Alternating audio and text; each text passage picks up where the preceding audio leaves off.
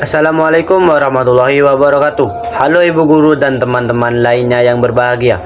Pertama-tama, marilah kita panjatkan puji syukur kehadiran Allah Subhanahu wa taala karena telah memberikan kita rahmat. Sebelumnya, perkenalkan nama saya M. Saidul Arham yang akan bertugas mengawali pembukaan dalam presentasi hasil wawancara, proposal kegiatan, dan proposal penelitian. Adapun anggota kelompok saya adalah Andre, Novita, Nadine, dan Yanti. Assalamualaikum warahmatullahi wabarakatuh. Perkenalkan, nama saya Hikmatul Maula Arianti dari kelas 11 MIPA 3. Perkenalkan, nama saya Novita Amelia Sudargo dari 11 MIPA 3. Perkenalkan, nama saya Nadine Sofia Salmafira, absen 24.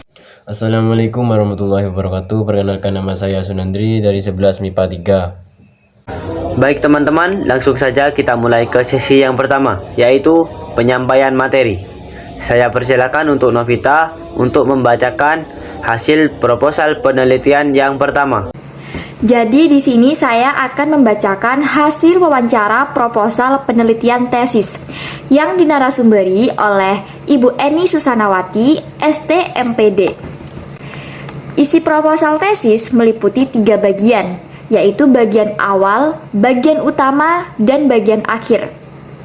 Bagian awal meliputi judul, maksud usulan penelitian, lambang universitas, nama dan nomor induk mahasiswa, instansi yang bersangkutan, dan waktu pengajuan.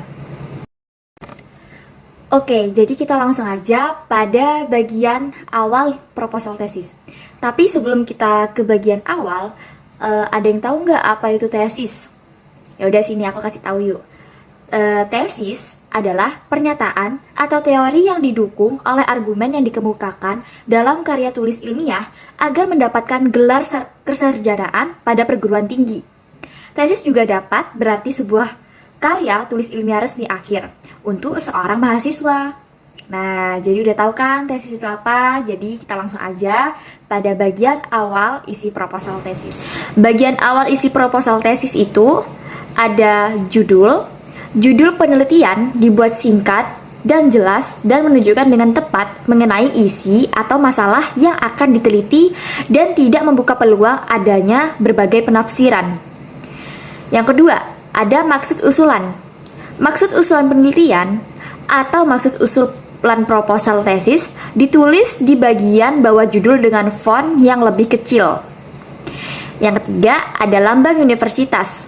Nah, lambang universitas itu diletakkan pada bagian tengah di antara judul dan maksud usulan dengan nama penyusun dan identitas penyusun lainnya. Yang keempat, ada nama mahasiswa. Nama mahasiswa itu harus ditulis lengkap sesuai dengan ijazah strata 1, tetapi tanpa menuliskan derajat kesarjanaannya. Jangan lupa untuk mencantumkan nomor mahasiswa atau nomor induk mahasiswa di bagian bawahnya nama. Yang kelima, ada instansi. Instansi yang dituju ditulis di bagian bawah identitas mahasiswa. Yang keenam, ada waktu pengajuan.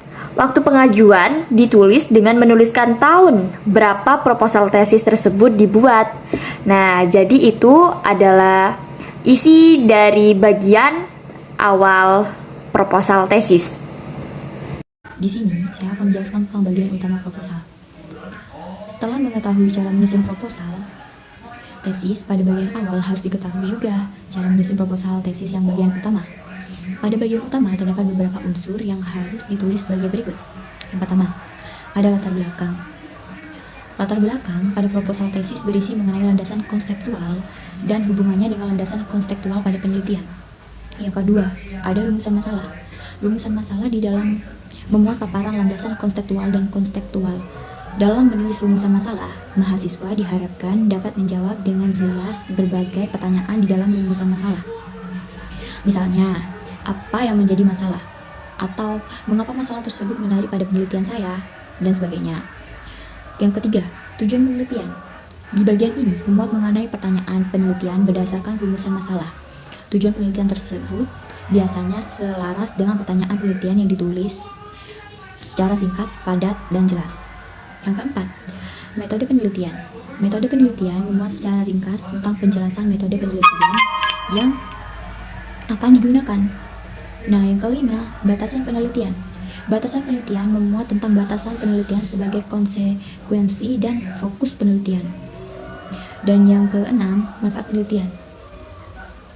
Di dalam manfaat penelitian berisi mengenai manfaat bagi akademisi dan praktisi mengenai penelitian yang akan dilakukan oleh peneliti. Nah, yang ketujuh, tinjauan pustaka. Tinjauan pustaka menjadi bagian yang paling panjang karena berisi mengenai uraian tentang alur pikiran dan perkembangan keilmuan topik kajian yang akan dibahas. Sebuah penelitian tentu saja tidak berdiri sendiri, melainkan harus berkaitan dengan hasil penelitian sebelumnya. Oleh sebab itu, pada tinjauan pustaka ini akan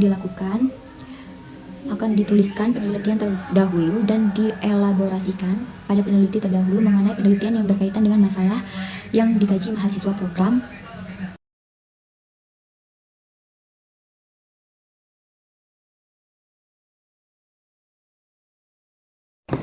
Lanjut, kita pada bagian yang ketiga, yaitu pada bagian akhir. Bagian akhir memuat mengenai daftar pustaka dan lampiran. Yang pertama, daftar pustaka. Pada daftar pustaka memuat tentang pustaka yang diacu dalam usulan penelitian dan disusun ke bawah sesuai dengan abjad. Yang kedua, ada lampiran. Pada bagian lampiran berisi tentang keterangan atau informasi yang diperlukan pada pelaksanaan penelitian, misalnya kuesioner dan sifatnya hanya untuk melengkapi usulan penelitian. Nah, ini adalah contoh proposal tesis penelitian.